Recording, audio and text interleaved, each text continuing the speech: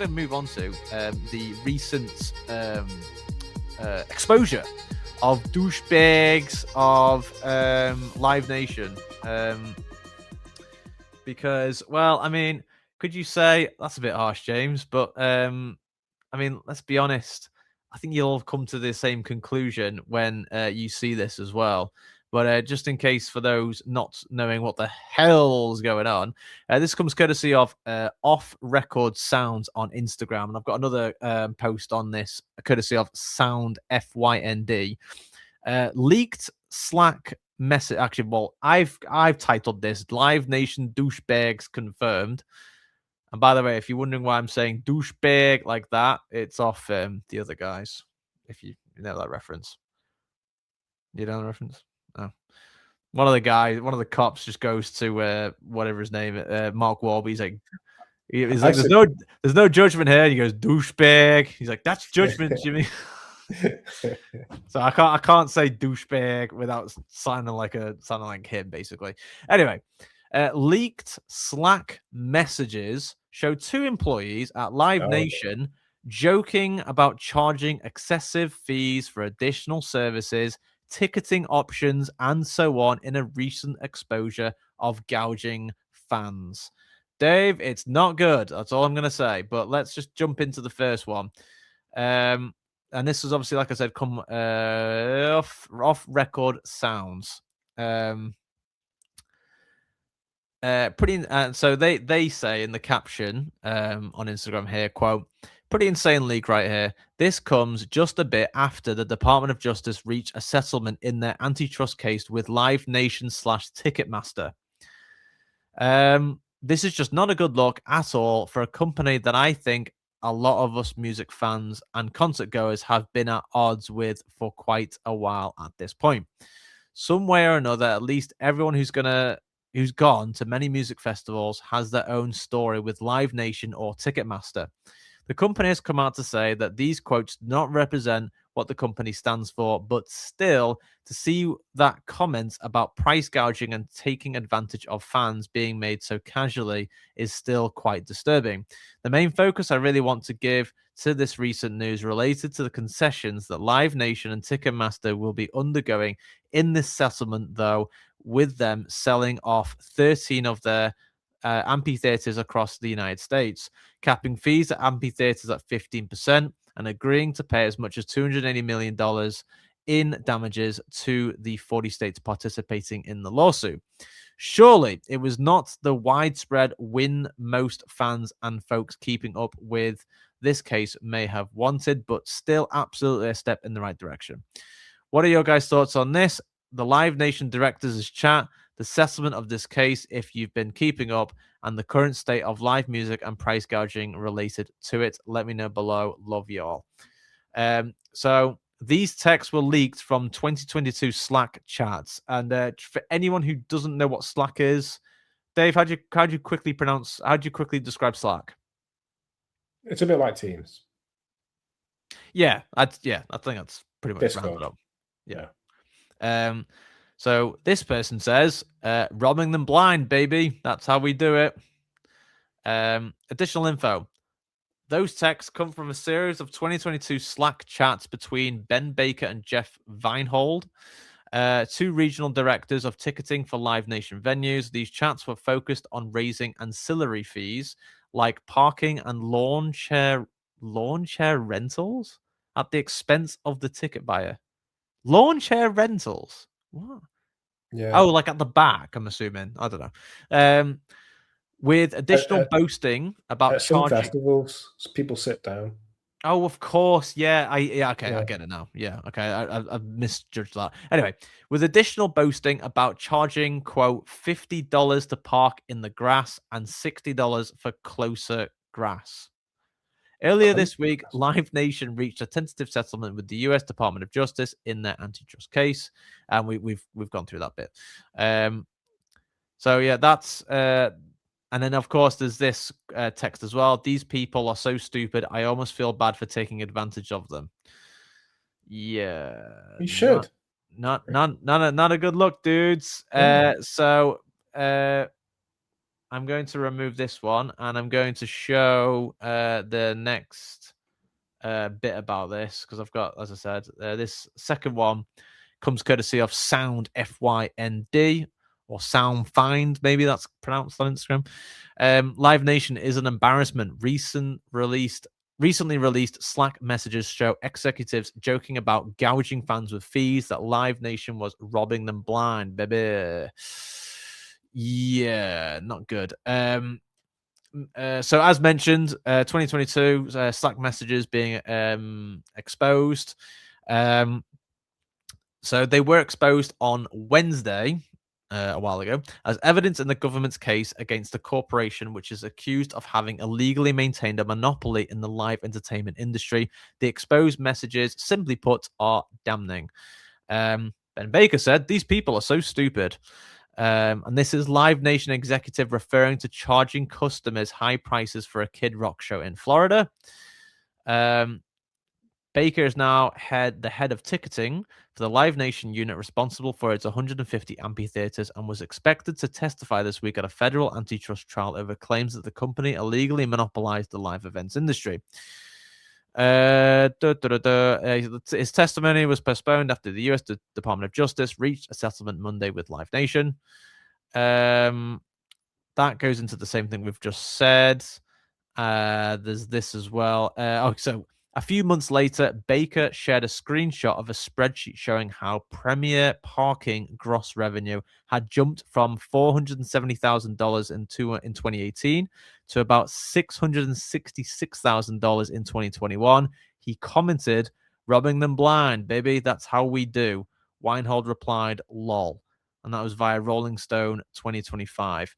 Then he says, Baker replied, I almost feel bad taking advantage of them." In another exchange, Baker shared a screenshot of Premier Parking costs, further stating, "Robbing them blind, baby. That's how we do." Later in the exchange, Baker said, "I gouged them on ancil prices to make up for it," referring to extra ancillary fees on more standard tickets. Man, that's some, and that was via Hollywood Reporter 2025. And then, of course, just to balance things out a little bit, in a statement, Live Nation said the exchange, quote, "absolutely doesn't reflect our values or how we operate because this was a private Slack message. Leadership learned of this when the public did, and will be looking into the matter promptly. Our business only works when fans have great experiences, which is why we've capped amphitheater venue fees at 15% and have invested $1 billion in the last 18 months into US venues and fan amenities." Dave Collins, how do you unpack all that Any price crazy reductions then? Slack messages? Dave Collins. No price reductions then? Nothing like that? I mean, Seems like a kind of a lame response to me, to be honest with you. Well, going back to the very beginning of this, do you think they're douchebags or do you think not? Yeah, I think they're douchebags. I don't like how they've got a monopoly on the market, personally.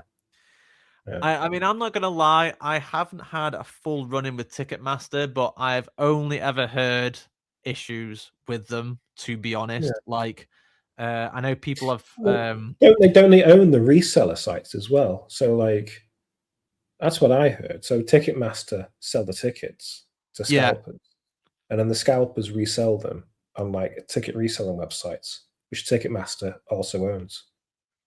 So it's like, I'm not sure about that, do they? That's I mad. don't know, but, like, it's just stuff like that. I'm like, "Dude, what the hell?" I just know that, yeah, often Ticketmaster has been a contentious topic amongst party goers, concert goers, and so on. And it is often down to the well, I mean, as you've seen here, ancillary ticket fees. So, like, Yeah, basically, add-ons, basically, to your experience. Like, if you want a lawn chair at a concert or a festival, you bet your ass you're paying for it. And as they've said, if you want closer grass parking, you bet your ass you're paying for it. Right, Dave? I mean, I guess so. Yep, apparently so. But Yeah, essentially gatekeeping, monopolizing. It's none of it is a good look. And of course, I think the key takeaway here is that it was generally understood, especially if you like look up Ticketmaster on either Instagram or on X or Facebook or whatever, it's you will see like because what I'm thinking of now is I'm not trying to like shit on them with my own opinion. All I will say is that if you look up Ticketmaster, for example, especially here in the UK, X, any social media, you will see a lot of people complaining about them, and it's often people complaining about how expensive just things are, like be it a Oh ticket, yeah, certain mental. seat, like it's absolutely widespread, so to speak. Do- But of course, if people already had these opinions of Ticketmaster and Live Nation beforehand, these Slack messages do not help. Is that right, Dave Collins? No, and the official response from leadership is basically nothing. Um, we've capped amphitheatre venue tickets at 15%, but they just mentioned that they make all their money on additional fees, right? They literally said that we make our Hmm. additional money on like lawn chairs and close parking. They didn't mention that, and they said they've invested 1 billion in the past 18 months. Well, how? Hmm. I don't know. It's just scummy. Yeah, and I'm actually seeing here. There's yeah, there's quite a few comments in relation to this. Um, Yeah, Brian Wendorf on Instagram says here, quote, the best thing would be for artists to refuse to perform at Live Nation venues or venues that use Ticketmaster, but that won't happen. Yeah, Um, I'm not sure what the situation is in the US, but over here, there isn't many venues that are like built by or owned by Ticketmaster. But I feel like the US is a bit different in that regard, from what I understand. oh, believe me, yeah, Ticketmaster, Yeah, I've got quite a presence here as well. they Um, do, but it's more like we gigs over in the UK at least is like we use buildings that already exist, right? So right. you get a whole variety of different. Like a good example is the Dome in Liverpool. Um, that's recently opened, and that's been a Oh variety of yeah. things over the years. And it's almost like these venues change hands every couple of years to a different company. Whereas in America, I'd probably expect they build a venue from scratch. Mm. Do you know what I mean? So it's just a bit different. That's all. Yeah, and especially in the approach, and actually, yeah, the credit also here, get a grip media on Instagram says here, Soundfind or Sound FYND with this investigative reporting. This is incredible. Not DJK says here, quote. Or quoting their statement doesn't reflect our values or how we operate. Bullshit. um, yeah. So, yeah. Beyond Sonny also chimes in here, says, "quote This is so disgusting, but appreciate y'all reporting what we need at Sound Find or Sound FYND." Um, yeah. Um, and a lot of people are commenting about the white glasses from this gentleman. Apparently, Oh, it's the white glasses for a lot of people. what's this um, glasses got to do with anything? I don't know, but people are sort of saying it's the white glasses. Yeah, and Scott made it. Comes in here with a extremely important comment here saying, "Bro got a big ass forehead." I mean, I can't complain. I mean, mine's pretty big as well, mate. To be honest with you, We all get big foreheads here. yeah, we've all got big foreheads here. Yeah, so um, yeah, quite. Yeah, I think that's the perfect expression of Jay Z here. Yeah, yeah. So, and even here, Jack 3 MCN is saying here, quote, been waiting on a refund from Ticketmaster for 2 months. Yeah, That's also just not. scummy company, man. Yeah, It's not a good look. I got no sympathy for Ticketmaster, dude. Like zero. No, So No, and neither do I. Something we may have sympathy for, and I'm actually amazed I've actually managed to like squeeze all of this all in. But we're gonna go over to our